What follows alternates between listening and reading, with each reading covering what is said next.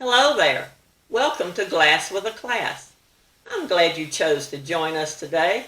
I love to talk about depression glass, so I hope you're going to enjoy this episode. This one is airing on St. Patrick's Day, and I thought it would be fun to show some cloverleaf pieces. Now, I don't believe in luck and all that, but I do think clover leaves are pretty, and I do descend from the Irish. My great-grandmother was a McCarty, so I couldn't ignore it even if I wanted to. Today we'll see the cloverleaf pattern manufactured by the Hazel Atlas Glass Company from 1930 to 1936, as you can see at the top of the page on this picture from the Collector's Encyclopedia of Depression Glass, 16th edition by Jean Florence. The reason I'm showing you this picture instead of the real McCoy is because although I have the creamer and sugar in this pattern, they're in black, and it's almost impossible to see the cloverleaf pattern around the top edge. I even have to hold it up to the light to see it when I'm holding it right here in my hand. The black just doesn't show the pattern very well, but it's beautiful. It's easier for you to see the delicate little cloverleaf design in this picture, especially if you can enlarge your screen. This photographer did a great job of lighting the black so you can see the pattern. It came in pink, green, yellow, crystal, and black. You can also see in this picture some of the other lovely pieces this pattern came in, besides the creamer and sugar. Okay, Mr. Florence's book, let's set you aside and talk about our English portion today. Do you ever have trouble remembering something you want to remember for a long time and just can't figure out how to do it? Well, you need a mnemonic. What's a mnemonic, you ask? Well, I'm glad you did. Mnemonic is from Latinized Greek and is a means of remembering something you don't want to forget. Let's check out a few examples. An easy one that we all know is the alphabet set to music.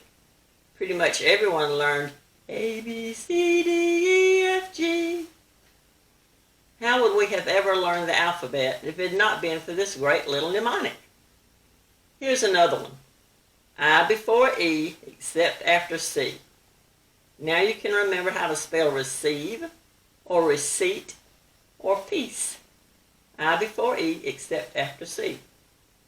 Back in my elementary school days, I had a substitute teacher who taught us how to remember the spelling for separate, or separate.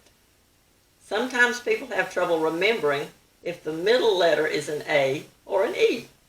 Well, it's an A, and this substitute told us we could remember that it's an A if you say that separate or separate has a rat in the middle. So it's not separate, it's sep-a-rate. See that rat in the middle? Well, I don't think there are any mnemonics in the Bible, but maybe the disciples should have had one when they thought Jesus would be mad at them because they forgot to bring bread on the trip with them. He was telling them to beware of the leaven or yeast of the Pharisees. Leaven in the Bible often means sin. This is in Matthew chapter 16, verses 5 through 7, which says, When they went across the lake, the disciples forgot to take bread. Be careful, Jesus said to them. Be on your guard against the yeast of the Pharisees and Sadducees.